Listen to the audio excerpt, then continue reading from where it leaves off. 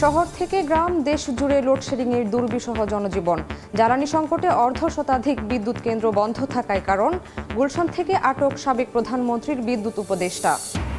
চলতি বছর সৃজনশীল প্রশ্নপত্রে হবে ষষ্ঠ থেকে নবম শ্রেণীর বার্ষিক পরীক্ষা। ফল প্রকাশ হবে গ্রেডিংয়ে। আরও গ্রহণযোগ্য মূল্যায়ন পদ্ধতি চালুর দাবি অভিভাবকদের।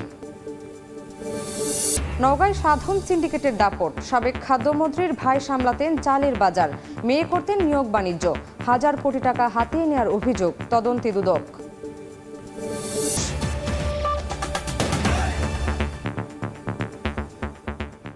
ভোরের সময়ের সঙ্গে আছি আমি শামীমা শাম্মী। আবারও দেশ জুড়ে দুর্ভোগের কারণ লোডশেডিং। রাজধানীর বিভিন্ন এলাকায় গ্রাহকদের দিনে বিদ্যুৎহীন থাকতে হচ্ছে 3 থেকে 4 ঘন্টা।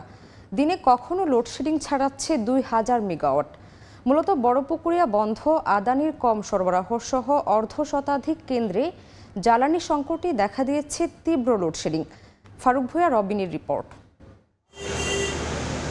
মধ্য দুপুর, তবু রাজধানীর অন্যতম প্রাণকেন্দ্র শ্যামলীর এই বিপণী বিতানের ভুতুরে চিত্র। বিদ্যুৎ নেই, তাই থমকে গেছে স্বাভাবিক কর্মতৎপরতা, কমে গেছে বিক্রি বাট্টা। কেউ বিকল্প উপায়ে কাজ চালিয়ে নেওয়ার চেষ্টায়, কেউ বা গরম থেকে একটুখানি স্বস্তির খোঁজে। প্রতিদিন মনে 4-5 বার যায়, কখনো 2 ঘন্টা থাকে না, কখনো 1 ঘন্টা থাকে না। কখনো কাস্টমার বাইরে থেকে দেখতেছে যে ভিতরে অন্ধকার, কারেন্ট নেই, বিদ্যুৎ নেই, ভিতরে ঢোকে না। অনেক সময় মহিলা কাস্টমার ভয়ে ঢোকে না। ফটোকপি এবং প্রিন্টের যেসব কাজকর্ম, এগুলো বিদ্যুৎ ছাড়া একেবারেই আসলে আমরা অচল। ওনাদের যেমন ক্ষতি হইতেছে, আমাদেরও কিন্তু টাইমে অনেক ক্ষতি হইতেছে। রাজধানীবাসী বলছেন, কয়েকদিন ধরে হঠাৎই বেড়েছে লোডশেডিং। অসহনীয় গরমে দিনে কয়েক ঘন্টা বিদ্যুৎ না থাকা চরম অতিষ্ঠ করে তুলছে যাপিত জীবন। বিদ্যুৎ না থাকার কারণে ব্যবসা বাণিজ্যের বেশি ক্ষতি হইতেছে, কারণ বিদ্যুৎ যখন না থাকে কাস্টমার তখন ভিতরে ঢোকে না। কারেন্টের জন্য ঘুমাতে পারি না, ব্যবসা বাণিজ্যের ক্ষতি হয়। সাম্প্রতিক সময়ে 14 থেকে 16,000 মেগাওয়াটে ঘুরপাক খাচ্ছে বিদ্যুৎ চাহিদা। তারপরও কখনো কখনো লোডশেডিং ছাড়াচ্ছে 2000 মেগাওয়াট। স্বাভাবিকভাবেই প্রশ্ন উঠছে, 27,000 মেগাওয়াট উৎপাদন সক্ষমতা থাকার পরও কেন তীব্র লোডশেডিং? এবারের বিদ্যুৎ সংকটের মূল কারণ জ্বালানির অভাব। অন্তত 54টি বিদ্যুৎ কেন্দ্র ধুঁকছে গ্যাস ও জ্বালানি তেলের সংকটে। কয়লার অভাবে ঝুঁকিতে মাতার বাড়ি, উৎপাদন কমছে আদানির। আর যান্ত্রিক ত্রুটি ও কারিগরি সমস্যায় বন্ধ বড়পুকুরিয়া, রামপালের প্রথম ইউনিট সহ 41টি বিদ্যুৎ কেন্দ্র। 3 মাস ধরে রক্ষণাবেক্ষণে থাকা সামিটের এলএনজি টার্মিনাল তীব্র করেছে বিদ্যুৎ কেন্দ্রে গ্যাসের অভাব। সংকট কমাতে ভাসমান এই টার্মিনালের উৎপাদনে ফেরার অপেক্ষায় বিদ্যুৎ বিভাগ। আমরা ইগারলি ওয়েটিং ফর এফএসআরইউটা আসলেই মনে করেন যে আমাদের প্রবলেম 90% শেষ আর কি। আমরা চেষ্টা করতেছি হয়তো উইদিন 1 উইক এই জিনিসগুলোর অনেকটাই সমাধান হবে আর কি। বিশেষজ্ঞরা মনে করেন, এতদিনের নানা ভুল নীতি আর জ্বালানি সংস্থান না করেই ঢালাও বিদ্যুৎ কেন্দ্র তৈরির মাসুল দিতে হচ্ছে। একটা হচ্ছে প্ল্যানিং এর সমস্যা, যেগুলো করেছি সেগুলো যে ঠিক পাওয়ার প্ল্যান্ট যেগুলো আমাদের প্রয়োজন, হ্যাঁ সেটাও আবার না, হ্যাঁ, এবং এর সাথে যে জ্বালানি নিশ্চিত করা সেটাও আমরা করি নাই। যেটা সঠিক আমাদের চাহিদা সেটার ভিত্তিতে পাওয়ার প্ল্যান্ট করা, কিন্তু তারা কখনো এটা করে নাই। বিশেষজ্ঞদের পরামর্শ, আমদানি নির্ভরতা কমিয়ে নজর দিতে হবে নবায়নযোগ্য উৎসে। চাহিদার তুলনায় বর্তমানে বিদ্যুতের সক্ষমতা প্রায় দ্বিগুণ। তবে এত বিদ্যুৎ কেন্দ্র থাকার পরও কেন সইতে হচ্ছে লোডশেডিং, তা নিয়ে জনমনে নানা প্রশ্ন। একই সঙ্গে গ্রাহকদের চাওয়া, শিগগিরই মুক্তি মিলুক এই পরিস্থিতির থেকে, নিশ্চিত হোক বিদ্যুতের স্বাভাবিক সরবরাহ।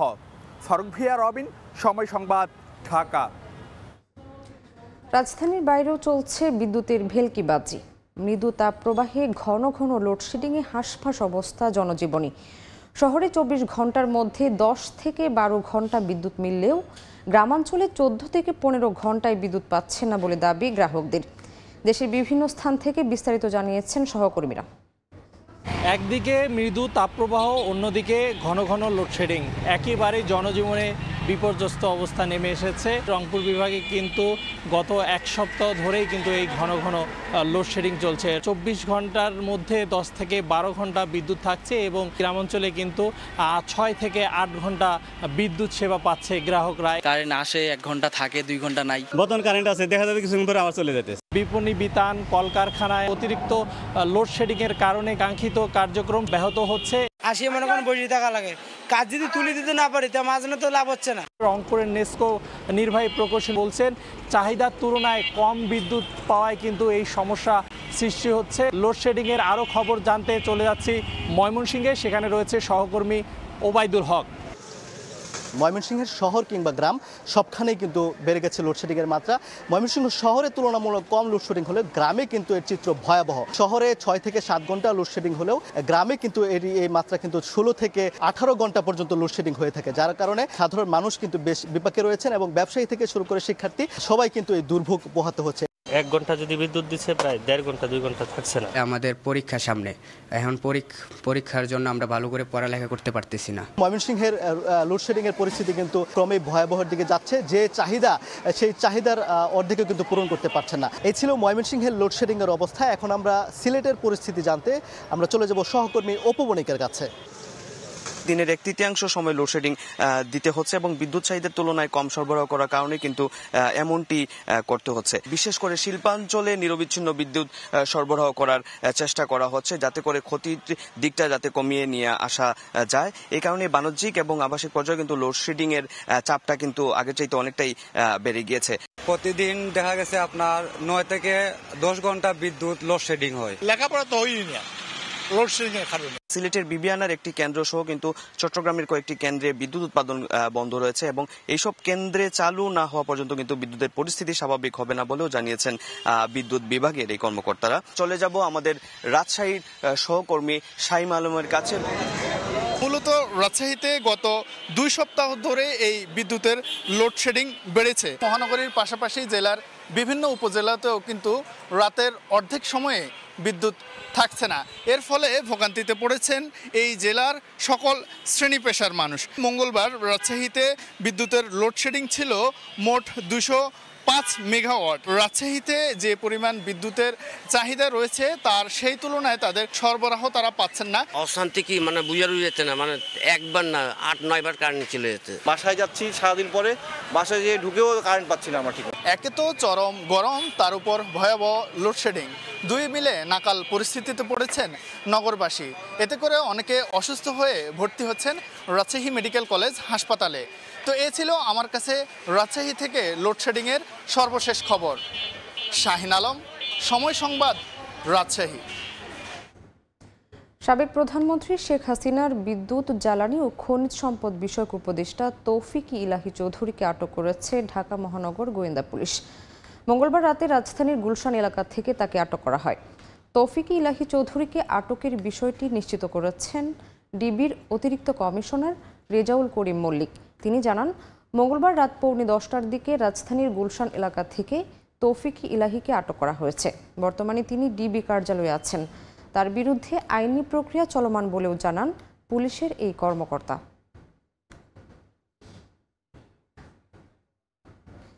সৃজনশীল প্রশ্নপত্রে অনুষ্ঠিত হবে চলতি বছরের 6ষ্ঠ থেকে 9ম শ্রেণীর বার্ষিক পরীক্ষা। আর ত্রিভুজ, চতুর্ভুজ ও বৃত্ত নয়, ফল প্রকাশ হবে গ্রেডিং পদ্ধতিতে। সাময়িক সময়ের জন্য সৃজনশীল পরীক্ষা পদ্ধতি অনুসরণ করা হলেও আরও গ্রহণযোগ্য মূল্যায়ন পদ্ধতি প্রবর্তনের পরামর্শ অভিভাবক ও শিক্ষা সংস্কার আন্দোলন সংশ্লিষ্টদের।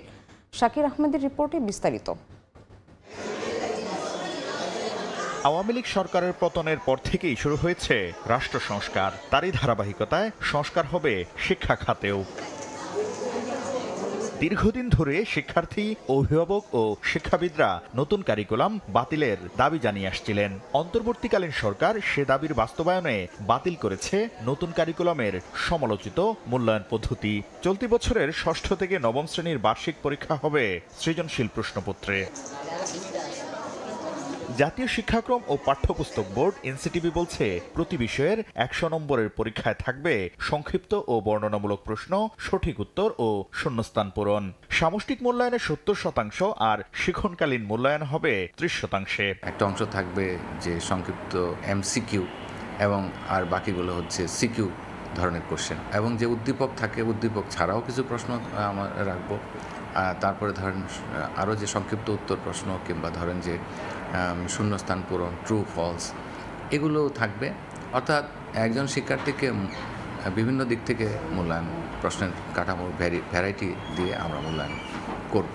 পরীক্ষার ফল প্রকাশে থাকছে না আলোচিত সমালোচিত ত্রিভুজ, চতুর্ভুজ ও বৃত্ত। এর পরিবর্তে আবারও চালু করা হবে নম্বর ভিত্তিক গ্রেডিং পদ্ধতি। আন্তর্জাতিকভাবে স্বীকৃত যে মানদণ্ডগুলি আছে তার উপর ভিত্তি করে আমরা স্কেলটা ওইভাবে করব।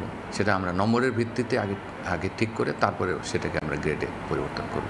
চলতি বছরের সাময়িক সময়ের জন্য পুরনো সৃজনশীল প্রশ্ন পদ্ধতির প্রচলনকে ইতিবাচক আখ্যা দিয়ে দ্রুত সবার কাছে গ্রহণযোগ্য পরীক্ষা পদ্ধতি প্রবর্তনের দাবি অভিভাবক ও শিক্ষা সংস্কার আন্দোলনকারীদের। আমরা জানি যে সৃজনশীল মূল্যায়ন পদ্ধতির মধ্যে অনেক সীমাবদ্ধতা আছে, কিন্তু তারপরেও আমাদের সেখানে আপাতত অন্তর্বর্তীকালীন পদক্ষেপ হিসাবে যেতে হচ্ছে।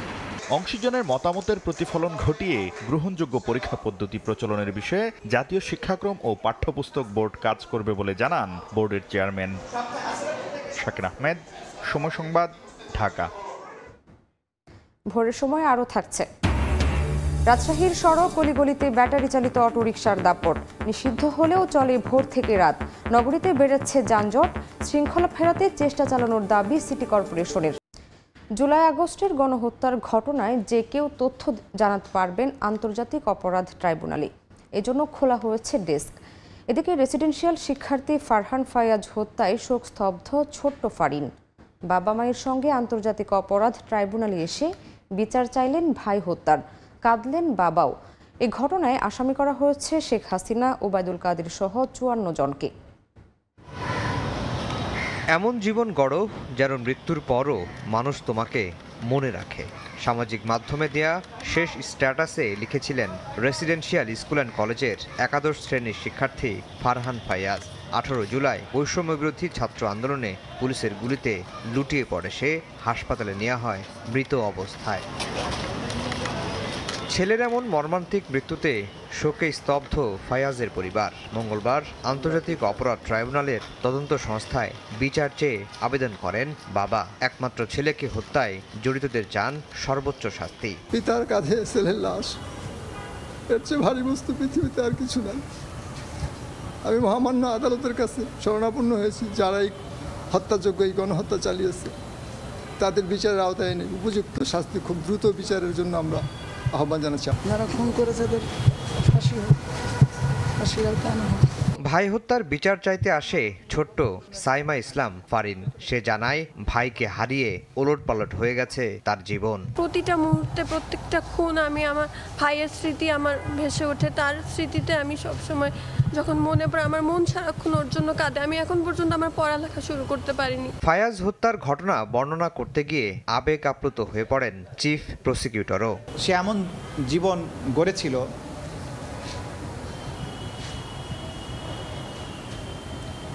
যে জীবনের কথা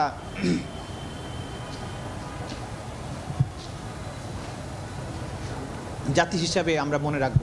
তিনি জানান ছাত্র জনতার আন্দোলনে আহত নিহতের তথ্য পেতে খোলা হয়েছে ডেস্ক। যে সমস্ত ঘটনাবলী যা ঘটেছে আপনাদের উপরে, এগুলো আমাদের কাছে এসে জানাতে পারেন। সব কিছুকে আমরা কম্পাইল করে মামলার উপযোগী করে ট্রাইব্যুনাল যেদিন বসবেন তখন আমরা এটা বিচারের জন্য উপস্থাপন করব। ন্যায় বিচার নিশ্চিতে আন্তর্জাতিক অপরাধ ট্রাইব্যুনাল কাজ করছে বলেও জানান chief prosecutor advocate Tajul Islam. Afzal Hossain, সময় সংবাদ, ঢাকা। ছাত্র জনতার গণ অভ্যুত্থানে শহীদদের স্মরণে 14 সেপ্টেম্বর স্মরণ সভা করবে অন্তর্বর্তী সরকার। আয়োজনের ব্যয় ধরা হয়েছে 5 কোটি টাকা। এতে দেশি বিদেশি অতিথি কারা থাকবেন তা উপদেষ্টা ঠিক করবেন বলে জানান অর্থ উপদেষ্টা ডক্টর সালেহ উদ্দিন আহমেদ। সচিবালয়ে সরকারি ক্রয় সংক্রান্ত উপদেষ্টা পরিষদের সভা শেষে এই কথা জানান তিনি। জুলাইয়ের শুরুতে শুরু আর 5 আগস্ট শেখ হাসিনা সরকারের পতনের মধ্য দিয়ে শেষ হয় বৈষম্য বিরোধী ছাত্রদের সফল আন্দোলন। কয়েক সপ্তাহব্যাপী চলা ছাত্র জনতার গণ আন্দোলনে যারা শহীদ হয়েছেন এবার তাদের স্মরণে রাষ্ট্রীয় উদ্যোগ নিয়েছে অন্তর্বর্তী সরকার। যে আয়োজন হবে আগামী 14 সেপ্টেম্বর। রাজধানীর শেরে বাংলা নগরে আয়োজিত সভায় ব্যয় হতে পারে 5 কোটি টাকা। বৈষম্য বিরোধী আন্দোলনে যারা শহীদ হয়েছে তাদের স্মরণ সভা হবে। মোটা টাইটেলটা হলো স্মরণ সভা। 14 তারিখে ম্যাক্সিমাম 5 কোটি টাকার মতো খরচ হবে।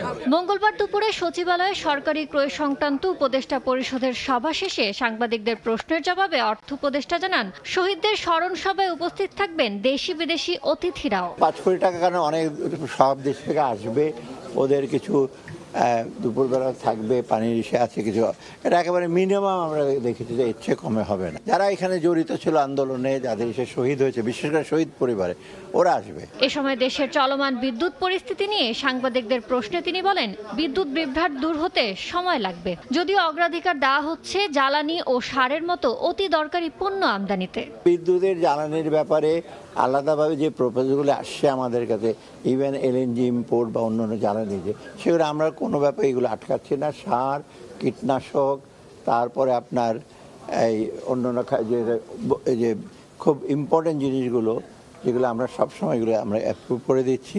পরিস্থিতি বুঝে অর্থ ব্যয় করার কথাও জানান অর্থ উপদেষ্টা।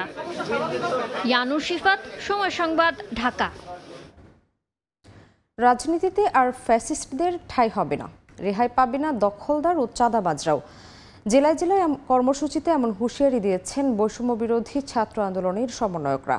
আন্দোলনে নিহতদের স্বজনের সঙ্গে সাক্ষাৎ করে সহযোগিতার আশ্বাস দিয়েছেন তারা। শিক্ষার্থীদের কেউ যেন লাঠিয়াল হিসেবে ব্যবহার করতে না পারেন, সে বিষয়ে সতর্ক থাকার আহ্বান জানিয়েছেন সমন্বয়ক সার্জিস আলম। রাষ্ট্র সংস্কারে তরুণ প্রজন্মের ভাবনা ও মতামত শুনতে জেলায় জেলায় ছুটছেন বৈষম্য বিরোধী আন্দোলনের সমন্বয়করা। মঙ্গলবার ছাত্র জনতার সভায় যোগ দেন বৈষম্য বিরোধী আন্দোলনের সমন্বয়ক সার্জিস আলম সহ কেন্দ্রীয় নেতারা। সভায় সার্জিস বলেন, 2024-এর গণঅভ্যুত্থানকে প্রশ্নবিদ্ধ করতে একটি মহল ষড়যন্ত্র করছে, তাদের রুখে দিতে সবাইকে সতর্ক থাকার আহ্বান জানান তিনি। আপনি কারো লাঠিয়াল বাহিনী হবেন না। আপনি মেধা, যোগ্যতা, শিক্ষা, দক্ষতায় এমনভাবে নিজেকে গড়ে তুলুন যিনি নিজের উপরে স্বাবলম্বী হবেন, কোনো ভাইয়ের উপরে নয়। এর আগে গণ আন্দোলনে হতাহতদের স্বজনদের সঙ্গে কথা বলেন সমন্বয়করা। এ সময় কান্নায় ভেঙে পড়েন যাত্রাবাড়িতে পুলিশের নির্যাতন ও গুলিতে নিহত মাবরুর হাসান রাব্বির বাবা মা সহ পরিবারের সদস্যরা। সমস্যার নানা দিক তুলে ধরে নিহতদের রাষ্ট্রীয়ভাবে শহীদের মর্যাদা সহ ন্যায় বিচারের দাবি জানান। গভীর সমবেদনা জানিয়ে সহযোগিতার আশ্বাস দেন সার্জিস আলম। যে নির্মমভাবে আমার ছেলেরে পিটায় হত্যা করছে, গুলি করছে, আর কোনো মার বুক যেন এমন না হয়। আমার হাজব্যান্ড বিগত 20 তারিখ, 17, 18, 19 তারিখ আন্দোলনে গেছিলেন। আওয়ামী লীগের অনেক লোকজন নাকি টার্গেট করে মারছে। হেলিকপ্টার ঘুরতেছে, সবাই দেখতেছে, আমিও দেখি, ও দেখে, আমি দেখি কিভাবে ওর গুলিটা লাগিয়ে গেছে। আমার ছেলে যে শহীদ হয়েছে, শহীদের মর্যাদা যে পায়। বিগত ফ্যাসিবাদী সরকার আই হেট পলিটিক্স প্রজন্ম তৈরি করে জনগণকে একে অপরের মুখোমুখি দাঁড় করিয়েছিল বলে মন্তব্য করেছেন বৈষম্য বিরোধী ছাত্র আন্দোলনের সমন্বয়ক হাসনাত আব্দুল্লাহ। রাঙামাটি কেন্দ্রীয় শহীদ মিনারে মতবিনিময় সভায় এ কথা বলেন তিনি। ছাত্র নাগরিকরা আপনারা সচেতনতা এবং প্রশ্ন করার চর্চা অব্যাহত না রাখেন, তাহলে যারাই ক্ষমতায় আসবে তারাই হচ্ছে ফ্যাসিস্ট হবে। শিক্ষা ক্ষেত্রে যে বৈষম্য। বরিশালে মতবিনিময় সভায় সমন্বয়ক আব্দুল হান্নান মাসুদ বলেন, বৈষম্যহীন নতুন রাষ্ট্র গঠনে জনগণের মতামতকে গুরুত্ব সহকারে নেওয়া হবে। দখলদারিত্ব, চাঁদাবাজিতে জড়িতদের জেলায় জেলায় সম্মেলন করে নাম ঘোষণার হুঁশিয়ারি দেওয়া হয়। রাজনীতিতে আর ফ্যাসিবাদদের ঠাঁই হবে না জানিয়ে রাজনীতিবিদদের সংশোধন হওয়ার আহ্বান জানান সমন্বয়ক মাসুদ। ছাত্র নাগরিকরা কি চাচ্ছে আসলে, তারা রাষ্ট্রের পুনর্গঠনটা কিভাবে চাচ্ছে, কোন অংশটা পুনর্গঠন চাচ্ছে, সেগুলা কথা বলে আমরা নোটগুলা নিয়ে রাষ্ট্র গঠনের পুনর্গঠনের রূপরেখা আমরা প্রদান করব। এছাড়া 13 সেপ্টেম্বর ময়মনসিংহ জেলায় মতবিনিময় সভা সফল করতে নগরীর আনন্দমোহন কলেজ মাঠে প্রস্তুতি সভা করেছেন স্থানীয় সমন্বয়করা। এদিকে সিলেটের ছাত্র আন্দোলনে পুলিশের গুলিতে নিহত সাংবাদিক এটিএম তুরাবের পরিবারের সদস্যদের সঙ্গে সাক্ষাৎ করেছেন কেন্দ্রীয় ও জেলার সমন্বয়করা। এ সময় পরিবারের সদস্যদের গভীর সমবেদনা জানান তারা। সর্দার মোহাম্মদ আরিফ, সময় সংবাদ।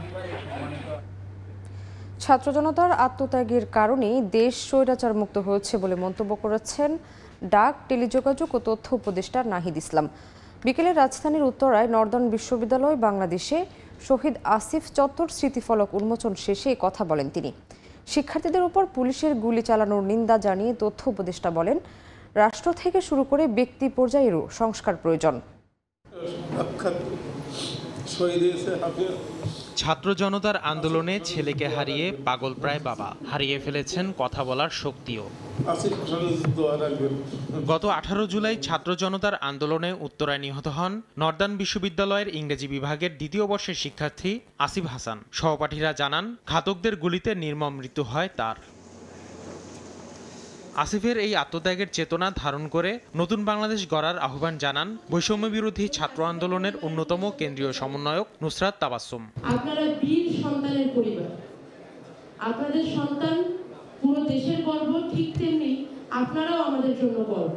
সামগ্রিকভাবে রাষ্ট্র সংস্কারের উপর জোর দেন উপদেষ্টা নাহিদ ইসলাম। বলেন, সাধারণ শিক্ষার্থীদের উপর পুলিশের গুলি চালানো নেক্কারজনক ঘটনা। পুরো পুলিশ বাহিনীকে এমনভাবে ব্যবহার করা হয়েছে যে আজকে পর্যন্ত এই নতুন সরকার আসার পরেও কিন্তু এই পুলিশ আত্মবিশ্বাসের সাথে দাঁড়াতে পারছে না।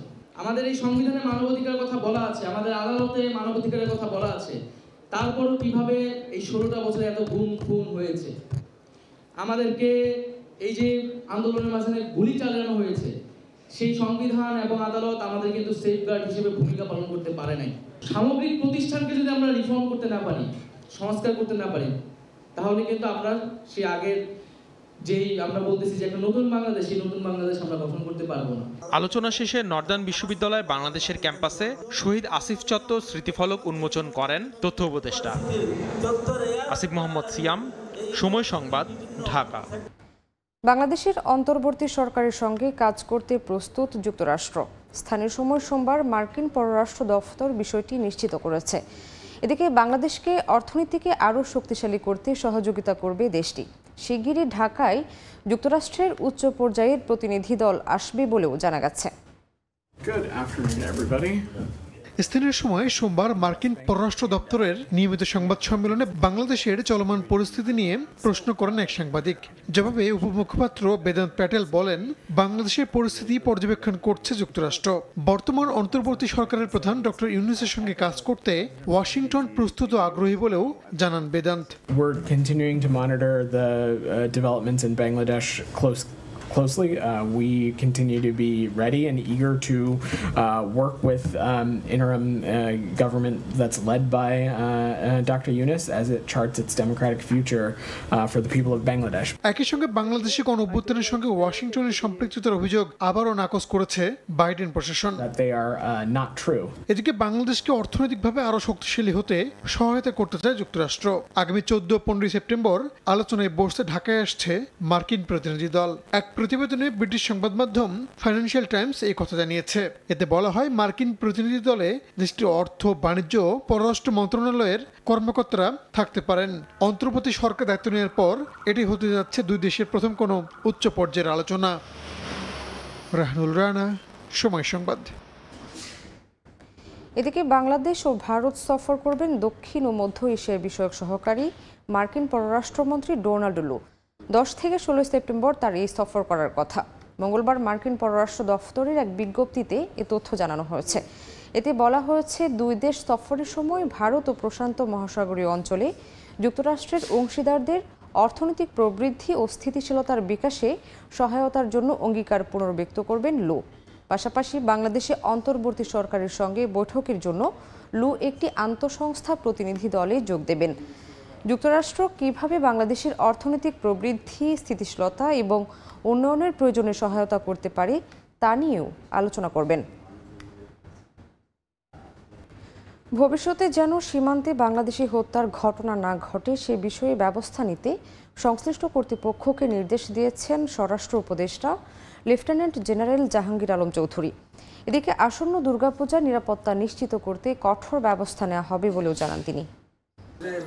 মঙ্গলবার সচিবালয়ে আসন্ন দুর্গাপূজার আইন শৃঙ্খলা নিয়ে সনাতন সম্প্রদায়ের নেতৃবৃন্দের সঙ্গে বৈঠকে দুর্গাপূজায় নিরাপত্তার পাশাপাশি উঠে আসে সীমান্ত হত্যা প্রসঙ্গ। বৈঠক শেষে স্বরাষ্ট্র উপদেষ্টা সাংবাদিকদের জানান, সীমান্ত হত্যা বন্ধে সংশ্লিষ্ট কর্তৃপক্ষকে কঠোর নির্দেশনা দেওয়া হয়েছে। ভবিষ্যতে এই ধরনের ঘটনা যেন না ঘটে এই ব্যবস্থা নেওয়ার জন্য আমি সংশ্লিষ্ট অথরিটিকে আদেশ করেছি যে এবার যেন আমাদের লোক ওই পারে যেন না যায় পূজা দেখার জন্য, আর ওই পারের লোকও যেন এই পারে না আসে, এইটার ব্যবস্থা নেওয়ার জন্য। এদিকে পররাষ্ট্র মন্ত্রণালয়ে ডিক্যাব সদস্যদের সঙ্গে মতবিনিময় শেষে পররাষ্ট্র উপদেষ্টা জানান, বিএসএফ এর গুলিতে স্বর্ণা দাস নিহতের ঘটনায় বাংলাদেশের প্রতিবাদের এখনও কোনো ব্যাখ্যা দেয়নি ভারত। প্রতিবাদের ভাষা অনেক শক্ত করেছি। আমরা দাবি করেছি যে যারা এটা করেছে তাদেরকে বিচারের সম্মুখীন করা হোক। এটা আমরা কিন্তু উল্লেখ করেছি আমাদের নোটে, এবং আমরা এটাকে যে স্পষ্টভাবে বলেছি আমরা এটা কন্ডেম করি এই কাজটাকে। সীমান্ত হত্যার প্রবণতা থেকে ভারতের বের হয়ে আসা উচিত বলেও মন্তব্য করেন পররাষ্ট্র উপদেষ্টা। সবার সাথে আমরা ভালো সম্পর্ক রাখতে চাই। তাজওয়ার মাহমুদ, সময় সংবাদ, ঢাকা। ঢাকা দিল্লি দ্বিপাক্ষিক সম্পর্ক এগিয়ে নেবে মোদী সরকার, একথা জানিয়েছেন ভারতীয় হাইকমিশনার প্রণয় কুমার বার্মা। অর্থ উপদেষ্টার সঙ্গে সাক্ষাতের পর তিনি আরও বলেন, ভারতের সহযোগিতায় চলমান কোনো প্রকল্প বন্ধ হবে না। আর অর্থ উপদেষ্টা ডক্টর সালেহুদ্দিন আহমেদ জানালেন, বিজ্ঞান প্রযুক্তিসহ বেশ কয়েকটি বড় প্রকল্পে বিনিয়োগের আগ্রহ দেখিয়েছে ভারত।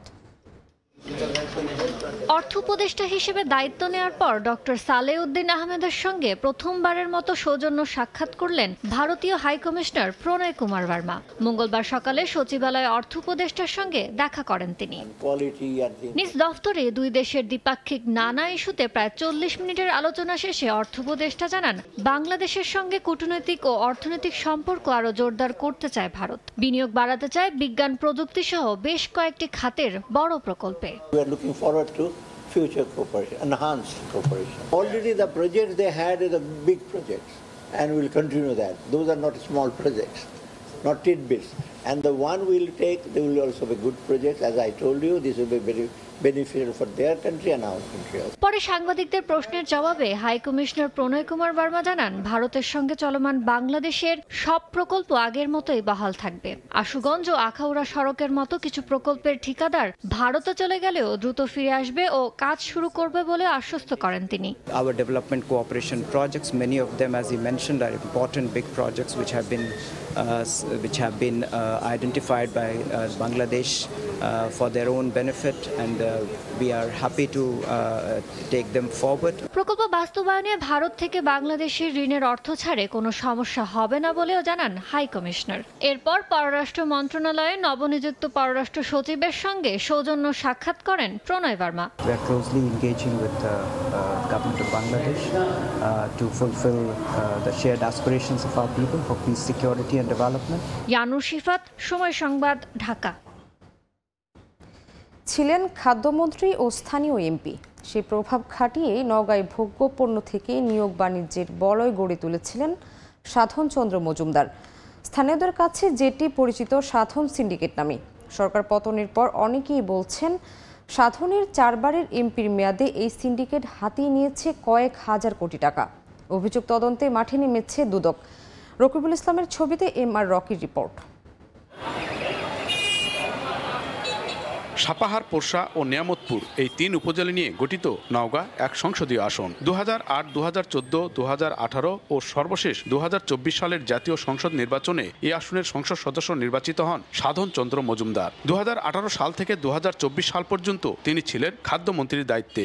দলীয় পদ আর ক্ষমতার অপব্যবহার করে তিনি এলাকায় গড়ে তোলেন শক্ত সিন্ডিকেট, যার মূল লক্ষ্য ছিল শুধু অবৈধভাবে অর্থ উপার্জন। আজ থেকে 15-16 বছর আগে তাদের এমন কোনো সম্পদ ছিল না। 2-3-4 বিঘা জমি ছিল, টেন্ডার জমি 8-10 বিঘার মতো ছিল। বিভিন্ন পুকুর, মৎস্য পুকুর লুটপাট এবং বিভিন্ন প্রতিষ্ঠান থেকে বিভিন্ন চাকরির জন্য দেওয়ার জন্য অসংখ্য লোকের থেকে বিভিন্ন রকম টাকা হাতিয়ে নিয়েছে। এলাকাবাসীর অভিযোগ, সাধন চন্দ্রের ছোট ভাই মনোরঞ্জন মজুমদার মোনার দায়িত্বে ছিল চালের বাজারের সিন্ডিকেট ও পুকুর জলাশয় নিয়ন্ত্রণ। ছোট মেয়ে তৃণা মজুমদার নিয়ন্ত্রণ করত সরকারি বেসরকারি নিয়োগ ও বদলি। 2 জামাতা নাসিম আহমেদ, আবু নাসের এবং ভাতিজা রাজেশ মজুমদারের দায়িত্ব ছিল টেন্ডার বাণিজ্য। তাদের সহযোগিতায় সাধন সিন্ডিকেট হাতিয়ে নিয়েছে কয়েক হাজার কোটি টাকা। নওগাঁর সাপাহার, পোরশা, নিয়ামতপুর এই 3 থানায় রয়েছে অন্তত 6 শতাধিক সরকারি পুকুর।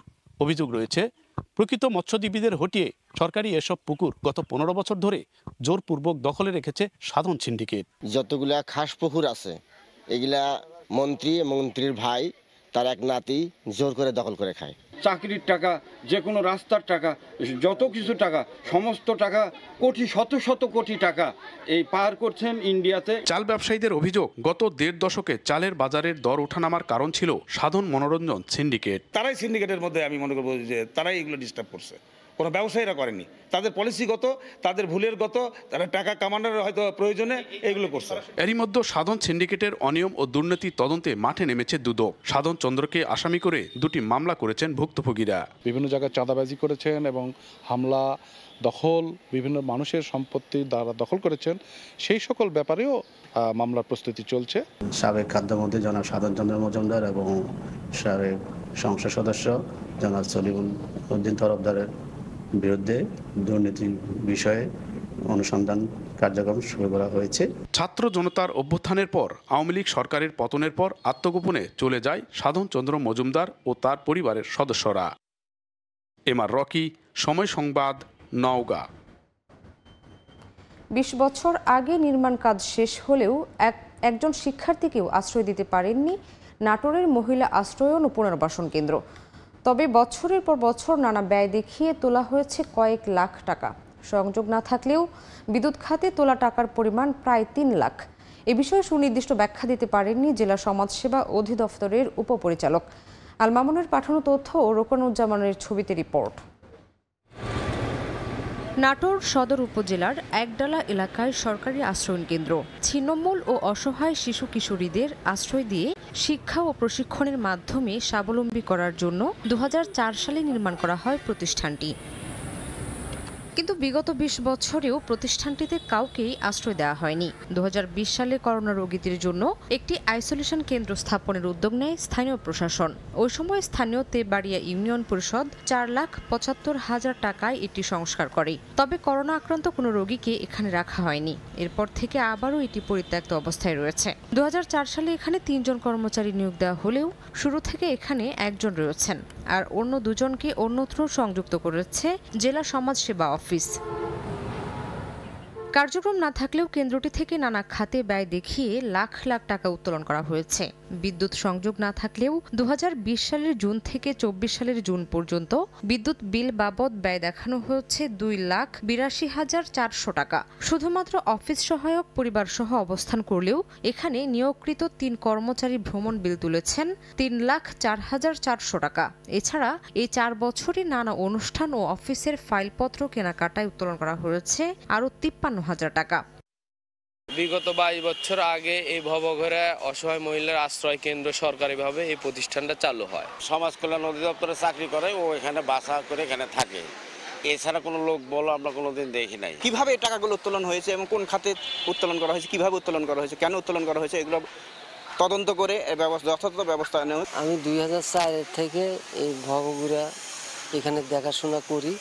অন্য স্টাফরা আরো উন্নত আছে। জেলা সমাজসেবা কার্যালয়ের উপপরিচালকের দাবি, আশ্রয়ন কেন্দ্র পরিত্যক্ত থাকলেও কেন্দ্রটির পক্ষ থেকে যৌথভাবে পালন করা হয় সরকারি নানা অনুষ্ঠান। তবে অন্য খাতের ব্যয় সম্পর্কে সঠিক কারণ দেখাতে পারেননি তিনি। টেবিলটা হলো এই প্রতিষ্ঠানের হেড থেকে দেওয়া হয়েছে, যে কারণে এই প্রতিষ্ঠানে বন্ধ আছে বলেও মনে হচ্ছে যে কেন বন্ধ আছে, তবু কেন খরচটা হলো। বিদ্যুৎ বিলটা অনেক বেশি আছে, ভিতরে ওই বাসাতে তো বিদ্যুৎ ব্যবহার হচ্ছে। ৩ একর জমিতে আশ্রয়ন কেন্দ্রটি নির্মাণে ব্যয় হয় প্রায় ৫ কোটি টাকা। সময় সংবাদ, নাটোর। নির্বাচনের মাধ্যমে ক্ষমতায় গেলে যুগপৎ আন্দোলনের শরিকদের নিয়ে জাতীয় সরকার গঠন করা হবে বলে মন্তব্য করেছেন বিএনপির স্থায়ী কমিটির সদস্য আমির খসরু মাহমুদ চৌধুরী। সন্ধ্যায় দলের লিয়াজু কমিটির বৈঠক শেষে কথা বলেন তিনি। এদিকে গণ অধিকার পরিষদের সভাপতি নুরুল হক নূর বলেছেন, আওয়ামী লীগ সরকার ক্ষমতাচ্যুত হলেও চক্রান্ত থেমেনি, সবাইকে সজাগ থাকার আহ্বান তার। আওয়ামী লীগ সরকার ক্ষমতাচ্যুত হওয়ার পর রাজনৈতিক দলগুলো নতুন করে সাজাচ্ছে নিজেদের পরিকল্পনা। অন্তর্বর্তীকালীন সরকারের অধীনে নির্বাচন ও নির্বাচন পরবর্তী সরকার কেমন হবে তা নিয়ে ছক তৈরি করছেন দলগুলোর নেতারা। এরই ধারাবাহিকতায় যুগপৎ আন্দোলনের শরিকদের নিয়ে লিয়াজু কমিটির বৈঠক করছে বিএনপি। চেয়ারপারসনের কার্যালয়ে মঙ্গলবার বিকেলে 2টি দলের সঙ্গে বৈঠক করেন বিএনপির স্থায়ী কমিটির সদস্য আমির খসরু মাহমুদ চৌধুরী। গণমাধ্যমকে জানান, গণতান্ত্রিক পন্থায় সুষ্ঠু নির্বাচন চান তারা। ক্ষমতায় গেলে জাতীয় সরকার গঠনে আবারও প্রতিশ্রুতি দেন আমির খসরু। আগামী নির্বাচন পরবর্তীতে যে জাতীয় সরকারের কথা তারেক রহমান সাহেব বলেছেন, সেখানে আমরা সবাইকে নিয়ে এই 31 দফা বাস্তবায়ন করব ইনশাআল্লাহ আগামী দিনে। সারা দেশে লোডশেডিং এর দুর্ভোগ ইস্যুতে বিএনপির এই নেতা অভিযোগ করেন, সরকারের লুটপাটের ফল ভোগ করতে হচ্ছে সাধারণ মানুষকে। সমস্যা সমাধানে ডক্টর ইউনূসের সরকারকে সময় দিতে চান তারা। যে লক্ষ লক্ষ ডলার যে বিদেশে পাচার করছে, এটা বিদ্যুৎ থেকে আয় করেছে, বিভিন্ন দুর্নীতির মাধ্যমে আয় করেছে, যেটার ফল বাংলাদেশের মানুষ এখন ভোগ করছে। এদিকে গণ অধিকার পরিষদের সভাপতি নুরুল হক নূর দাবি করেন, আওয়ামী লীগ ক্ষমতাচ্যুত হলেও দেশে অস্থিরতা সৃষ্টিতে এখনো চক্রান্ত চলছে। ঢাকা কলেজ, সিটি কলেজ কিংবা এর আগে বিভিন্ন জায়গায় যে ঘটনাগুলো ঘটছে, এর পেছনে পতিত স্বৈরাচার সরকারের একটা সংশ্লিষ্টতা পাওয়া যাচ্ছে। সেই ক্ষেত্রে আমরা সকলকে এই বিষয়ে সতর্ক থাকার আহ্বান জানাবো। একক নির্বাচন নাকি জোটগত নির্বাচন করবে গণ অধিকার, তা পরিস্থিতির উপর নির্ভর করবে বলেও জানান ডাকসুর সাবেক ভিপি। একটা অংশ নেতৃবৃন্দকে কিন্তু আলতাফ হোসাইন, সময় সংবাদ, ঢাকা। শেখ হাসিনা ও বোন শেখ রেহানা সহ পরিবারের সদস্যদের নামে পূর্বাঞ্চলে রাজুকের ৬০ কাঠা বরাদ্দকৃত প্লট বাতিল চেয়ে রিট হয়েছে। সুপ্রিম কোর্টের ১০ আইনজীবী মঙ্গলবার এই রিট দায়ের করেন। রিটে প্লট বরাদ্দে জড়িত এবং সুবিধাভোগীদের বিরুদ্ধে দুর্নীতি দমন কমিশন আইন অনুযায়ী ব্যবস্থা নেওয়ার নির্দেশনা চাওয়া হয়েছে। তদন্ত করতে হাইকোর্ট বিভাগের একজন বিচারপতিকে প্রধান করে ৩ সদস্যের কমিটি করার নির্দেশনা চাওয়া হয়েছে। রিটকারী আইনজীবীরা জানান, পূর্বাচল নতুন শহর প্রকল্পে নিজের নামে প্লট বরাদ্দ নেন ক্ষমতাচ্যুত প্রধানমন্ত্রী শেখ হাসিনা। প্লট নেন ছেলে সজীব ওয়াজেদ জয় ও মেয়ে সাইমা ওয়াজেদ পুতুল। এছাড়া ১০ কাঠা করে প্লট বরাদ্দ নেন শেখ রেহানা ও তার 2 ছেলে মেয়ে।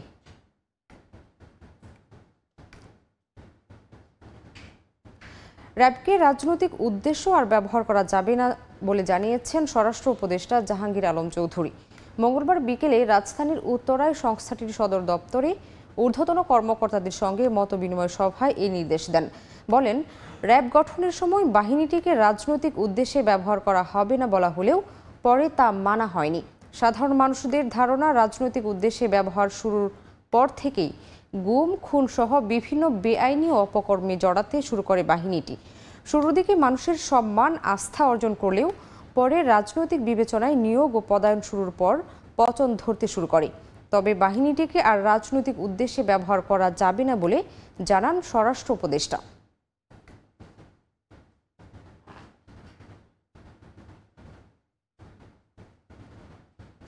রাজশাহী নগরীতে যেন ভোগান্তির আরেক নাম ব্যাটারি চালিত অটোরিকশা। সিটি কর্পোরেশনের বেঁধে দেওয়া নিয়ম নীতির তোয়াক্কা না করে ভোর থেকে গভীর রাত পর্যন্ত চলে 3 চাকার এসব যান। এতে বেড়েছে যানজটও। সড়কে শৃঙ্খলা ফেরাতে চেষ্টা চলছে বলে জানিয়েছে সিটি কর্পোরেশন। আব্দুল সালামের ছবিতে শাহিন আলমের রিপোর্ট। গ্রিন সিটি, ক্লিন সিটির পাশাপাশি যানজটমুক্ত শহর হিসেবে বেশ সুখ্যাতি রয়েছে রাজশাহীর। তবে সম্প্রতি ব্যাটারি চালিত অটোরিকশার দৌরাত্ম্য বাড়ায় যানজটে নাজেহাল নগরবাসী। গত ৫ আগস্ট আওয়ামী লীগ সরকারের পতনের পর আত্মগোপনে যান রাজশাহীর সিটি মেয়র। স্থবির হয়ে পড়ে নগর ভবনের কার্যক্রম। নগরীতে অটোরিকশার পালাক্রমে চলার যে নির্দেশনা ছিল, বর্তমানে কেউ তা মানছে না। নগরবাসীর অভিযোগ, ট্রাফিক আইন না মানায় প্রতিনিয়ত ঘটছে দুর্ঘটনা। চরম ভোগান্তি পোহাতে হচ্ছে তাদের। লাল অটো আর সবুজ অটো আলাদা সময় চলতো, দুটা যখন একসাথে হয়ে গেছে, ওদের ফলে ব্যাপক জ্যাম হচ্ছে, আমাদের চলাচলের সমস্যা হচ্ছে। মেডিকেল গামী যারা অসুস্থ হচ্ছে, তারা কিন্তু সঠিক সময় সেখানে পৌঁছাতে পারছে না। শুধুমাত্র যারা লাইসেন্সধারী বা নিবন্ধিত তারাই শুধু চলতে পারবে, বাইরের কোনো গাড়ি ঘোড়া এখানে চলতে পারবে না। অটোরিকশা চালকরা বলছেন, ট্রাফিক পুলিশ কাউকে কিছু না বলায় যে যার মতো সড়কে গাড়ি নিয়ে নামছেন। কেউ ধরছে না, তো ধরার কেউ নাই, ওর জন্য কেউ মানছে না। সবাই চালাচ্ছে, আমিও চালাচ্ছি। আমাদের এক শিফটে তো আপনার ভাড়া মেরা হচ্ছে না, সংসার চালানো। আইন প্রশাসন যদি ঠিক হয় তবে তো মানা হবে, তাছাড়া জনগণ তো মানতে চাইছে না। এদিকে সড়কে শৃঙ্খলা ফেরাতে চেষ্টা চলছে বলে জানায় সিটি কর্পোরেশন কর্তৃপক্ষ। জনসংযোগ বিভাগ থেকে আমাদের মাইকিংও করা হচ্ছে, যাতে 2 রঙের গাড়ি 2 বেলাতে চলে। এইভাবে আমাদের কার্যক্রম আমরা শুরু করেছি। নগর ভবনের তথ্য মতে রাজশাহী সিটি কর্পোরেশনের নিবন্ধিত ব্যাটারি চালিত অটোরিকশা রয়েছে প্রায় 10,000। সময় সংবাদ, রাজশাহী। নির্মাণের 10 বছরেও চালু হয়নি জয়পুরহাট শহরের পশ্চিম অঞ্চলের ওভারহেড ট্যাঙ্ক। এমনকি প্রকল্প বাস্তবায়নের সময় নির্মাণ করা হয়নি আয়রন দূরীকরণ প্ল্যান্টও। পৌরবাসীর অভিযোগ, সরকারি অর্থ খরচ হলেও মিলছে না সুপেয় পানি।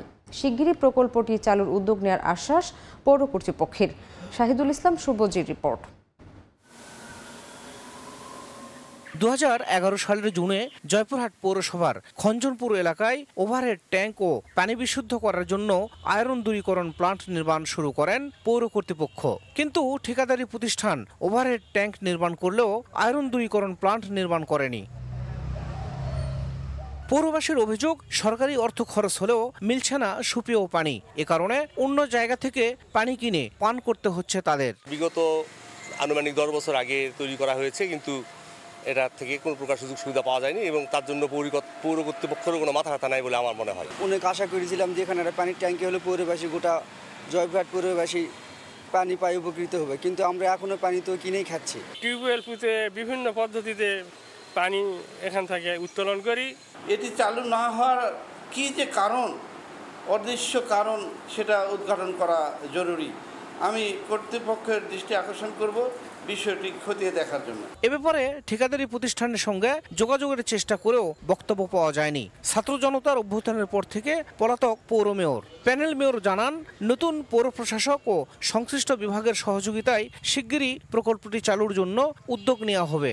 ভবিষ্যতে এই ট্রিটমেন্ট প্ল্যান্ট ওখানে নির্মাণ করে ট্যাঙ্কটা চালু করা হবে এবং চালু করতে পারলেই আরো অধিক সংখ্যক জনসাধারণ সেবা পাবে। এটা চালু করার জন্য আমি আমার পরিষদে আলোচনা করার চিন্তা ভাবনা করছি। পৌরসভার তথ্য মতে প্রকল্পটির চুক্তি মূল্য ছিল 6,35,75,779 টাকা। 2014 সালের 10 এপ্রিল শুধু ওভারহেড ট্যাঙ্কের কাজ বুঝিয়ে দিয়ে 5,35,03,663 টাকা বিল উত্তোলন করে ঠিকাদারি প্রতিষ্ঠান। শাহিদুল ইসলাম সবুজ, সময় সংবাদ, জয়পুরহাট। অর্থনৈতিক প্রতিবেদন তৈরির ক্ষেত্রে সততা, স্বচ্ছতা ও জবাবদিহিতার উপর জোর দিয়েছেন অর্থ ও বাণিজ্য উপদেষ্টা সালেহুদ্দিন আহমেদ। রাতে the Institute of Chartered Accountants of Bangladesh ICAB-র 24তম ন্যাশনাল অ্যাওয়ার্ড অনুষ্ঠানে প্রধান অতিথির বক্তব্যে এসব কথা বলেন তিনি। অনুষ্ঠানে অ্যাওয়ার্ড পেয়েছে 22টি প্রতিষ্ঠান। সেরা বার্ষিক প্রতিবেদন, সমন্বিত প্রতিবেদন এবং কর্পোরেট সুশাসনে মোট 13টি খাতে এই পুরস্কার প্রদান করা হয়। প্রতিযোগিতায় ব্যাংক এশিয়া PLC ওভারঅল ওনার নির্বাচিত হয়েছে। এছাড়াও 8 প্রতিষ্ঠানকে মেরিট সম্মাননা প্রদান করা হয়। কি অবস্থা ব্যাংকগুলোর, সব আনকোয়ালিফাইড রিপোর্ট, কোয়ালিফাইড রিপোর্ট আসেই নাই। কিছুটা কিন্তু আপনার রোল প্লে করার আছে। সততা ফার্স্ট, স্বচ্ছতা, জবাবদিহিতা, এটা যদি না থাকে, এবং এটা আপনারই হলো সবচেয়ে বেশি ইম্পর্টেন্ট। অন্তর্বর্তী সরকারকে বিব্রত করার পাশাপাশি বাংলাদেশের পোশাক শিল্পকে অন্য দেশের হাতে তুলে দিতেই পরিকল্পিতভাবে অস্থিতিশীল করা হচ্ছে দেশের প্রধান রফতানি খাতকে। এমনটাই দাবি নিট পোশাক রফতানিকারকদের শীর্ষ সংগঠন BKME এর। এ অবস্থায় নিজেদের স্বার্থে ষড়যন্ত্র নস্যাৎ করে দিতে নাশকতা থেকে সরে শ্রমিকদের কাজে মনোযোগ দেওয়ার পরামর্শ দিচ্ছেন অর্থনীতিবিদরা। অন্তর্বর্তী সরকার ক্ষমতায় এসে যখন ব্যস্ত দেশের অর্থনীতি সংস্কারে, তখন হঠাৎ করে গত মাসের শেষের দিকে এসে অস্থির হয়ে ওঠে সাভার, আশুলিয়া, গাজীপুর, নারায়ণগঞ্জে অবস্থিত তৈরি পোশাক শিল্প কারখানা। শ্রমিকদের দাবি মানতে তাদের প্রতিনিধির সঙ্গে প্রশাসন, গোয়েন্দা সংস্থা আর শিল্প মালিকদের দফায় দফায় বৈঠকেও মিলছে না সুরাহা। রাতে কারখানায় কাজ করার প্রতিশ্রুতি মিললেও দিনের শুরুতেই নানা শঙ্কে উৎপাদন বন্ধ রাখতে বাধ্য হন অনেক উদ্যোক্তা।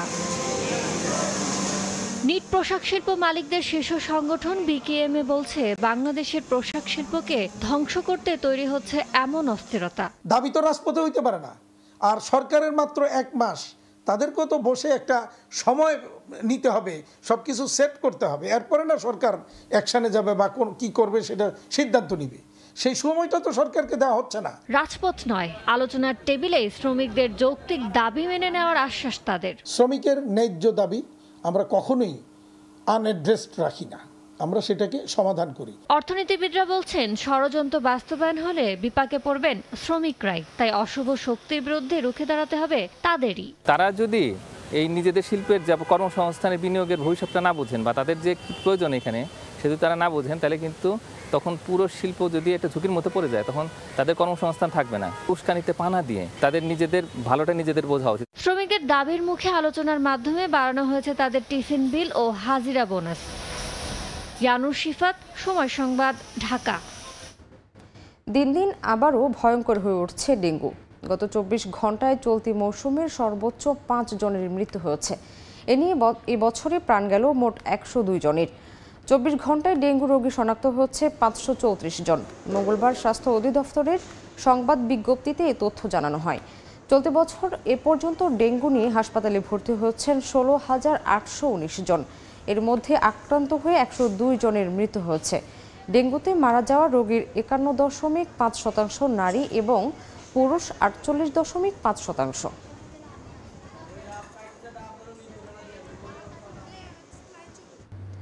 নোয়াখালীতে টানা বৃষ্টি ও উজানের ঢলে সৃষ্ট বন্যা পরিস্থিতির কিছুটা উন্নতি হলেও লোকালয় থেকে পানি যেন নামছে না। 21 দিন ধরে আশ্রয় কেন্দ্রে দিন কাটছে বানভাসী মানুষদের। এখনও 64,300 মানুষ অবস্থান করছেন বিভিন্ন আশ্রয় কেন্দ্রে। জেলায় ধীর গতিতে পানি নামার সঙ্গে দৃশ্যমান হচ্ছে ক্ষতচিহ্ন। সড়কগুলোর অবস্থাও ভয়াবহ। বেড়েছে ডায়রিয়া সহ নানা পানিবাহিত রোগ। বিশেষ করে টিউবওয়েলগুলো ডুবে যাওয়ায় বন্যা কবলিত এলাকার সুপেয় পানির তীব্র সংকট দেখা দিয়েছে। গত 24 ঘন্টায় নোয়াখালী জেনারেল হাসপাতাল ও 8 উপজেলা স্বাস্থ্য কমপ্লেক্স নতুন করে ভর্তি হচ্ছেন ডায়রিয়া আক্রান্ত 315 রোগী। সব মিলিয়ে ভর্তি আছেন 553 জন। এছাড়া সাপের কামড়ে ভর্তি হচ্ছেন 22 জন।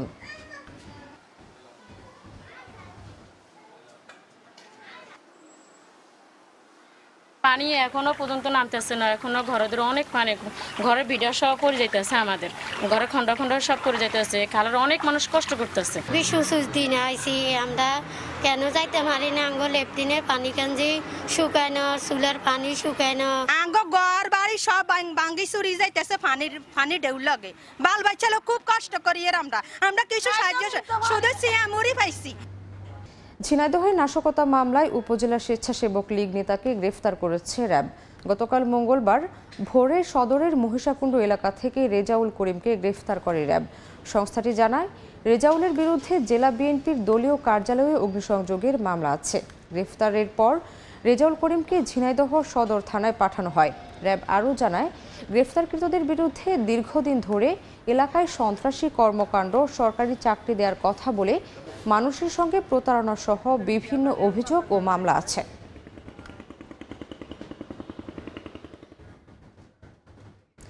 নাটোরে 3টি মামলায় বিএনপির নির্বাহী কমিটির সদস্য রুহুল কুদ্দুস তালুকদার দুলু সহ 69 জনকে খালাস দিয়েছেন পৃথক আদালত।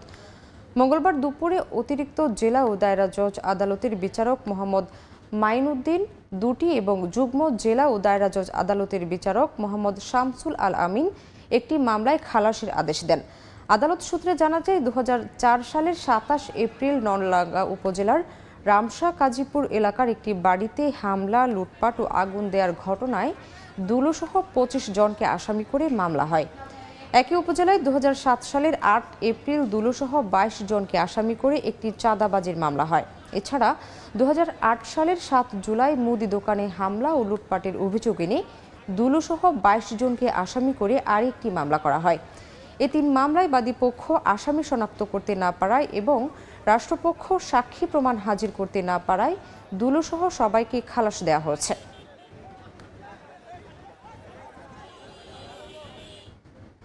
দু সালে নড়াইলে বিএনপির প্রতিষ্ঠাবার্ষিকীতে হামলার ঘটনায় এসপি, ওসি সহ 34 জনের নামে মামলা হয়েছে। মঙ্গলবার দুপুরে উপজেলার শালনগর ইউনিয়ন ছাত্রদলের সাধারণ সম্পাদক শফিকুল বাদী হয়ে আদালতে মামলাটি করেন। এজাহারের বর্ণনা অনুযায়ী গত বছরের 1 সেপ্টেম্বর শালনগর ইউনিয়নে বিএনপির প্রতিষ্ঠাবার্ষিকীর আয়োজনে পুলিশ ও আওয়ামী লীগের নেতাকর্মীরা হামলা চালায়। এ সময় লোহাগড়া উপজেলা বিএনপির সদস্য সচিব কাজী সেলিমুজ্জামানের বাড়িতে হামলা ও ভাঙচুর চালানো হয়। আসামিদের মধ্যে আছেন নড়াইলের সাবেক এসপি সাদিরা খাতুন, লোহাগড়া থানার সাবেক ওসি নাসির উদ্দিন সহ 6 পুলিশ কর্মকর্তা এবং আওয়ামী লীগের নেতাকর্মী সহ মোট 34 জন। মহাসড়কে 3 চাকার যান চলাচল বন্ধের দাবিতে বরিশালের কেন্দ্রীয় নথুল্লাবাদ বাস টার্মিনালে কর্মবিরতি পালন করেছেন অভ্যন্তরীণ রুটের বাস শ্রমিকরা। গতকাল দুপুর 12টা থেকে শ্রমিকরা বাস চলাচল বন্ধ রেখে কর্মবিরতি পালন শুরু করেন। তাদের অভিযোগ, নিষিদ্ধ ঘোষণার পরও মহাসড়কে 3 চাকার যান চলাচল করছে। এতে প্রায়ই ঘটছে দুর্ঘটনা। সম্প্রতি এক বাস শ্রমিক 3 হুইলারের ধাক্কায় আহত হওয়ার প্রতিবাদে কর্মবিরতি পালন শুরু করেন তারা। এদিকে বাস শ্রমিকদের কর্মবিরতির খবরে যাত্রী ছিল না দূরপাল্লা রুটের বাসগুলোতে, তাই পর্যাপ্ত যাত্রী না হওয়ায় ছাড়েনি বাসগুলো। বিষয়টি দ্রুত সমাধানের চেষ্টা চলছে গতকাল জানিয়েছেন শ্রমিক নেতারা। মার্কিন প্রেসিডেন্ট নির্বাচন সামনে রেখে এবিসি নিউজের পর্দায় মুখোমুখি হয়েছেন দুই প্রতিদ্বন্দ্বী রিপাবলিকান নেতা ডোনাল্ড ট্রাম্প ও ডেমোক্র্যাট প্রার্থী কমলা হ্যারিস। রয়টার্সের মাধ্যমে সরাসরি যাচ্ছি বিতর্কে। Reagan did also. 85% of Republicans do. Exceptions, very important. But we were able to get it, and now states are voting on it. And for the first time, you're going to see, look, this is an issue that's torn our country apart for 52 years. Every legal scholar, every Democrat, every Republican, liberal, conservative, they all wanted this issue to be brought back to the states where the people could vote. And that's what happened. And now, Ohio, the vote was somewhat liberal. Kansas, the vote was somewhat liberal, much more liberal than people would have thought. But each individual state is voting. It's the vote of the people now. It's not tied up in the federal government. I did a great service in doing it. It took courage to do it. And the Supreme Court had great courage in doing it. And I give tremendous credit to those 6 justices. There is no state in this country where it is legal to kill a baby after it's born. Madam Vice President, I want to get your response to President Trump. Well, as I said, you're going to hear a bunch of lies, and that's not actually a surprising fact. Let's understand how we got here. Donald Trump hand-selected 3 members of the United States Supreme Court with the intention that they would undo the protections of Roe v. Wade. And they did exactly as he intended. And now in over 20 states, there are Trump abortion bans, which make it criminal for a doctor or nurse to provide health care. In one state, it provides prison for life. Trump abortion bans that make no exception even for rape and incest, which understand what that means. A survivor of a crime of violation to their body does not have the right to make a decision about what happens to their body next. That is immoral. And one does not have to abandon their faith or deeply held beliefs to agree. The government, and Donald Trump certainly, should not be telling a woman what to do with her body. I have talked with women around our country. You want to talk about this is what people wanted? Pregnant women who want to carry a pregnancy to term, suffering from a miscarriage, being denied care in an emergency room because the healthcare providers are afraid they might go to jail, and she's bleeding out in a car in the parking lot. She didn't want that. Her husband didn't want that. A 12 or 13-year-old survivor of incest being forced to carry a pregnancy to term. They don't want that. And I pledge to you, when Congress passes a bill to put back in place the protections of Roe v. Wade, as President of the United States, I will proudly sign it into law. But understand, if Donald Trump were to be reelected, he will sign a national abortion ban. Understand, in his Project 2025, there would be a national abortion, a monitor that would be monitoring your pregnancies, your miscarriages. I think the American people believe that certain freedoms, in particular the freedom to make decisions about one's own body, should not be made by the government. Thank you, Vice President Harris. মার্কিন president নির্বাচন সামনে রেখে ABC নিউজের পর্দায় মুখোমুখি হয়েছিলেন দুই প্রতিদ্বন্দ্বী রিপাবলিকান নেতা ডোনাল্ড ট্রাম্প ও ডেমোক্র্যাট প্রার্থী কমলা হ্যারিস। আমরা সরাসরি ছিলাম সেখানে। জাস্টিস ফর আরজি কর স্লোগানে মুখরিত ভারতের পশ্চিমবঙ্গ। নারী চিকিৎসককে ধর্ষণ ও খুনের ঘটনায় পেরিয়ে গেছে 32 দিন। প্রকৃত অপরাধী এখনও শনাক্ত হয়নি বলে অভিযোগ আন্দোলনকারীদের। মঙ্গলবারও কলকাতার রাজপথ উত্তাল ছিল মুখ্যমন্ত্রীর পদত্যাগের দাবিতে। বিস্তারিত জানাচ্ছেন সুব্রত আচার্য, ছবি তুলেছেন বিশ্বজিৎ দাস। ভারতের পশ্চিমবঙ্গের মুখ্যমন্ত্রী মমতা বন্দ্যোপাধ্যায়ের পদত্যাগের দাবিতে উত্তাল কলকাতা সহ গোটা রাজ্য। আন্দোলনকারীদের অভিযোগ, রাজ্যের পুলিশ ও স্বাস্থ্য দপ্তরের উদাসীনতার কারণেই 32 দিনেও গ্রেপ্তার হয়নি নারী চিকিৎসককে ধর্ষণ ও খুনের ঘটনার মূল হোতা। মঙ্গলবার দুপুর থেকেই রাজ্যের স্বাস্থ্য ভবনের সামনে প্রতিবাদে সামিল হন কয়েক হাজার জুনিয়র চিকিৎসক। এর আগে তারা বিক্ষোভ মিছিলও করেন। 5 দফা দাবি পূরণ না হলে মুখ্যমন্ত্রীর কার্যালয় নবান্ন অভিমুখে পদযাত্রার হুঁশিয়ারিও তাদের কণ্ঠে।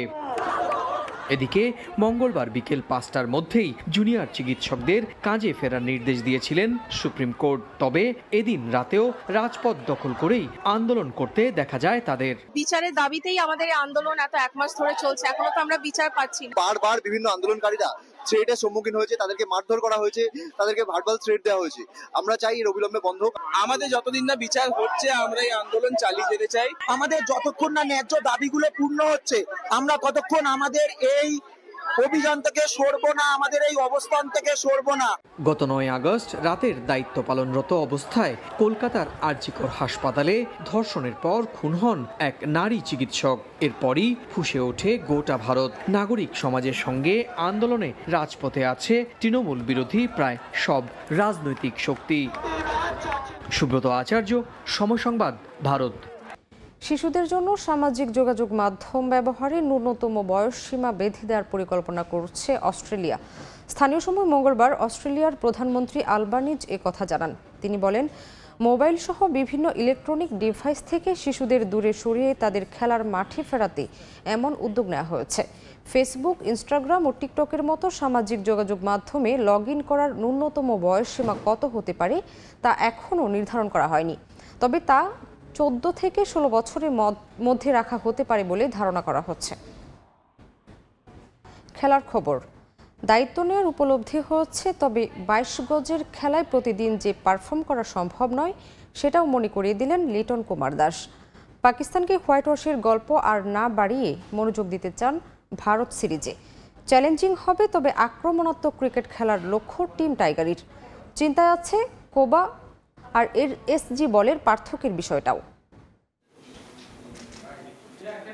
চনমনে মেজাজ আর মুখে হাসি নিয়ে সংবাদ সম্মেলনে লিটন করলেন খুনসুটিও। দীর্ঘ 27 মাস পর সেঞ্চুরির দেখা পান রাওয়ালপিন্ডিতে। অভিষেকের 1 দশকেও ধারাবাহিক নন লিটন। এই নিয়ে সমালোচনা হয় প্রতিনিয়ত। লিটনও নিজেকে আড়াল করে রাখেন গণমাধ্যম আর সমর্থকদের কাছ থেকে।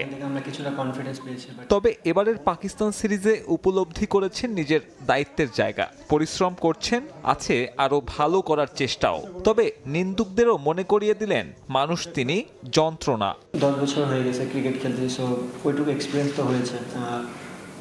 এখনই সময় দায়িত্ব নেওয়ার, তো দায়িত্ব যদি এখন না নিই তো আর কবে? সো এই না যে প্রতি ম্যাচে আমাকে দায়িত্ব নিতে হবে। আমি মানুষ, আমার দ্বারা মিস্টেক হতে পারে। আর সবাই সবসময় ভালো খেলবে না, বাট যে সময় খারাপ যায় সে চেষ্টা করে যে সবসময় ভালো কিছু করার। একটাই ওয়ে আছে আমাদের ভালো করার, সেটা হচ্ছে প্র্যাকটিস। আমি চেষ্টা করেছি অনেক প্র্যাকটিসের পরিশ্রম করার এবং চেষ্টা করছি ম্যাচে কীভাবে এটা ইমপ্লিমেন্ট করা যায়। কদিন বাদেই ভারতের মাটিতে আতিথ্য নেবে বাংলাদেশ। পাকিস্তান সিরিজের মধুচন্দ্রিমা থেকে তাই বের হতে চান লিটন। সফরটা চ্যালেঞ্জিং হবে জানেন, চিন্তায় আছে কোকাবুরা আর এসজি বলের পার্থক্যটাও। ইন্ডিয়া সিরিজ আমাদের জন্য চ্যালেঞ্জিং হবে। প্রিপারেশন বলতে আমরা এখানে যতটুকু পারতেছি আমাদের মেন বোলারদের বলে ফেস করতেছি আমরা। কিছুটা ডিফিকাল্টি তো আছেই, কারণ কোকাবুরা বলে যে বেসিক যে জিনিসটা সেটা হচ্ছে নতুন বলটা একটু ডিফিকাল্ট, পুরাতন বলটা খেলাটা ইজি। বাট এসজি বলে নতুন বলটা একটু ইজি, পুরাতন বলটা খেলাটা ডিফিকাল্ট। এদিন নিজের ব্যাটিং অ্যাপ্রোচ নিয়েও ব্যাখ্যা দিয়েছেন লিটন। আপাতত পরিবর্তনের কোনো সুযোগ দেখছেন না, বরং নিজের আগ্রাসী ব্যাটিংটাকেই উপভোগ করছেন বলে দাবি লিটন কুমার দাসের। না খেলি টিমের স্কোরবোর্ডও চলবে না, প্লাস আমার মনে হয় আমিও ওই জায়গায় স্ট্রাক হয়ে থাকবো। সো আমি এইভাবে খেলতে চাই আর কি। সাব্বির মিথুন, সময় সংবাদ, ঢাকা। টেস্ট সিরিজ নিয়ে যখন ব্যস্ত সবাই, তখন টি-20-র প্রস্তুতি সারছেন তাওহিদ হৃদয়। মঙ্গলবার একাডেমি গ্রাউন্ডে লম্বা সময় গ্রানাইটের উইকেটে ঘাম ঝরান এই ব্যাটার। কেবল ব্যাটিং অনুশীলন নয়, কোচ হিসেবেও দায়িত্ব পালন করেন হৃদয়। বিদেশি কোচরা যখন ছুটিতে, তখন এই ব্যাটারের ক্লাসে দেখা গেছে আরেক উঠতি হার্ড হিটার জিসান আলমকে। লঙ্গার ভার্সন, রেড বল আর ধৈর্য, এসব যাদের পছন্দ নয় তাদের অপেক্ষা করতে হবে আরও 1 মাস। ভারতের বিপক্ষে 2 ম্যাচের টেস্ট সিরিজের পর 3 টি-20। আপাতত সব আলোচনা টেস্ট নিয়ে হলেও অনেকটাই আড়ালে ঘাম ঝরিয়ে যাচ্ছেন 20 ওভারের তারকা cricketer Towhid Hridoy. Coaching staff ছুটিতে, লোকাল কোচরাও ব্যস্ত টেস্ট স্কোয়াড নিয়ে। তার মাঝেই ইনডোরে গ্রানাইটের উইকেট আর বোলিং মেশিন দিয়ে বড় শটের পসরা বসাচ্ছেন 2020 সালে যুব বিশ্বকাপ জেতা এই ক্রিকেটার। শর্ট বল আর বাউন্সারের সামনে পুল শট। এদিনের অনুশীলনে হৃদয় গুরুত্ব দিয়েছেন এগুলোকেই। ভুল ধরিয়ে দেওয়ার মতো কেউ ছিল না, উল্টো 23 বছরের এই ক্রিকেটারের কোচিং করাতে হয়েছে তারই অনুজ জিসান আলমকে। আন্ডার-19-এর পর এইচপির হয়ে সবশেষ অস্ট্রেলিয়া সফরে আলো কেড়েছেন জিসান। সাবেক ক্রিকেটার জাহাঙ্গীর আলমের সন্তান এরই মধ্যে আলোচনায় তার মারকুটে ব্যাটিং অ্যাপ্রোচ নিয়ে। টপ এন্ড টি-20-তে টাইগার টপ অর্ডাররা ব্যর্থ হলেও জিসান ছিলেন ধারাবাহিক। ইনডোরে জিসানের কোচের ভূমিকায় এদিন তাওহিদ হৃদয় সিনিয়রের কাছ থেকে টিপস নিয়ে কাজ করেছেন নিজের ব্যাটিং অ্যাপ্রোচ নিয়ে। দুই হার্ড হিটারের নেট সেশনে বেশ উত্তপ্ত ছিল হোম অফ ক্রিকেটের ইনডোর। হৃদয় এখন টি-20 দলের সবচেয়ে ইনফর্ম ব্যাটার। ভারত সিরিজে জিসানের অভিষেক হয়ে যাবে কিনা সে প্রশ্নও অবান্তর নয়। সাব্বির মিথুন, সময় সংবাদ, ঢাকা। ক্রীড়াঙ্গনের কার্যক্রম অধিক ও সক্রিয় সংস্কারের উদ্দেশ্যে দেশের 42 ফেডারেশন এবং অ্যাসোসিয়েশনের সভাপতিদের অব্যাহতি দিয়েছে সরকার। জাতীয় ক্রীড়া পরিষদ আইন 2018 এর 22 ধারায় প্রদত্ত ক্ষমতা বলে এই প্রজ্ঞাপন জারি করেছে যুব ও ক্রীড়া মন্ত্রণালয়। এই প্রজ্ঞাপনে উল্লেখযোগ্য হল badminton, tennis, volleyball, handball, gymnastics, karate, taekwondo, shooting sports federation. তবে ফিফার নিষেধাজ্ঞার বিষয়টি বিবেচনায় নিয়ে ফুটবল ফেডারেশনকে এই প্রজ্ঞাপনের আওতার বাইরে রাখে যুব ও ক্রীড়া মন্ত্রণালয়। এর আগে গেল মাসে নাজমুল হাসান পাপনকে সরিয়ে বাংলাদেশ ক্রিকেট বোর্ডের সভাপতির দায়িত্ব তুলে দেওয়া হয় ফারুক আহমেদের কাঁধে।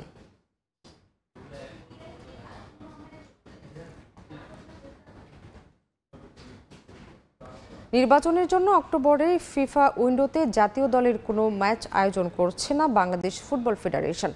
তবে নভেম্বরে জাতীয় দল যাতে দুটো প্রীতি ম্যাচে অংশ নিতে পারে সে লক্ষ্যে কাজ করছে বাফুফে। পরিকল্পনা রয়েছে একটি ত্রিদেশীয় সিরিজে অংশ নেয়ারও।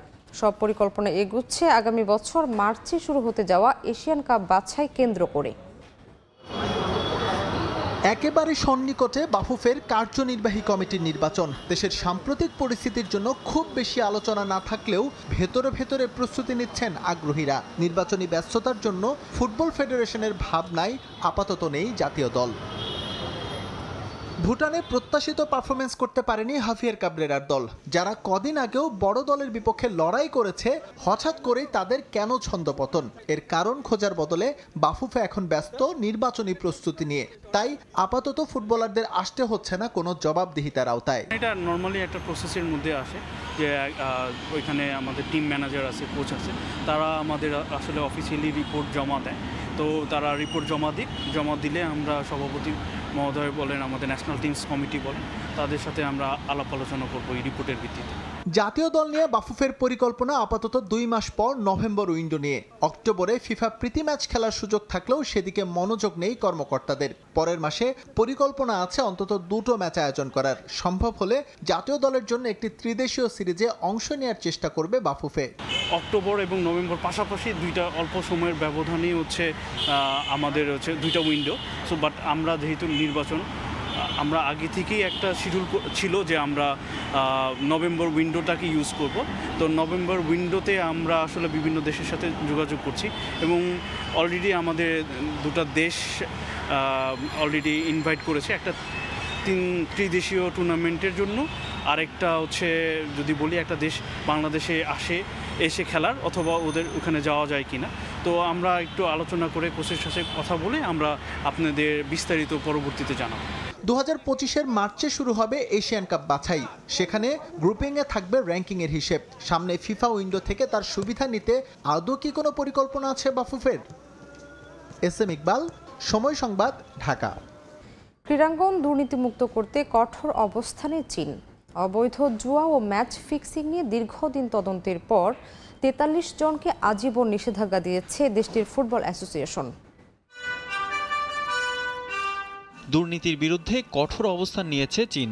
অনেক শীর্ষ কর্মকর্তাকে দুর্নীতির দায়ে পাঠানো হয়েছে কারাগারে। সাম্প্রতিক সময়গুলোতে ক্রীড়াঙ্গনে বিশেষ করে ফুটবলের দুর্নীতির উপর নজর রাখছে বেইজিং। কারণ চীনে বিশ্বকাপ আয়োজনের ভাবনা আছে সি জিনপিংয়ের। কিন্তু কর্মকর্তাদের দুর্নীতির সঙ্গে জড়ানো এবং বছরের পর বছর ধরে মাঠের পারফরমেন্স হতাশাজনক হওয়ায় সে পরিকল্পনায় গুড়ে বালি। তাই দেশটির ক্রীড়াঙ্গন দুর্নীতিমুক্ত করতে জিরো টলারেন্স অবস্থানে চীন।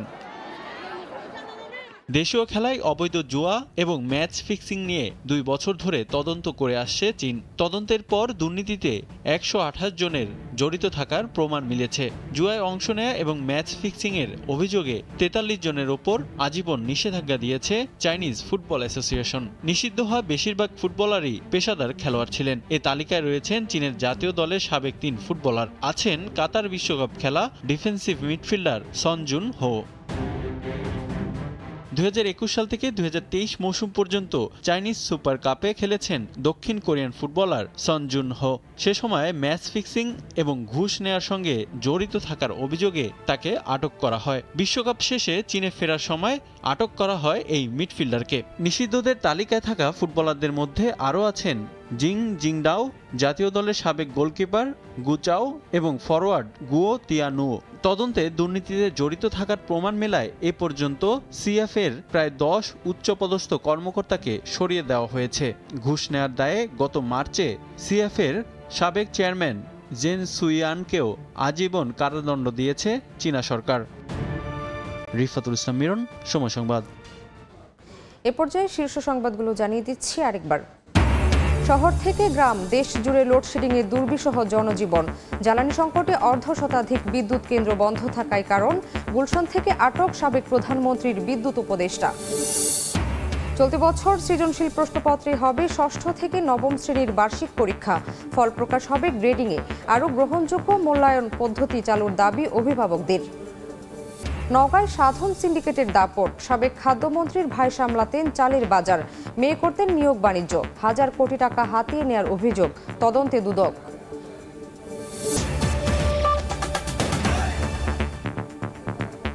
এই ছিল ভোরের সময়। সঙ্গেই থাকুন সময়ের।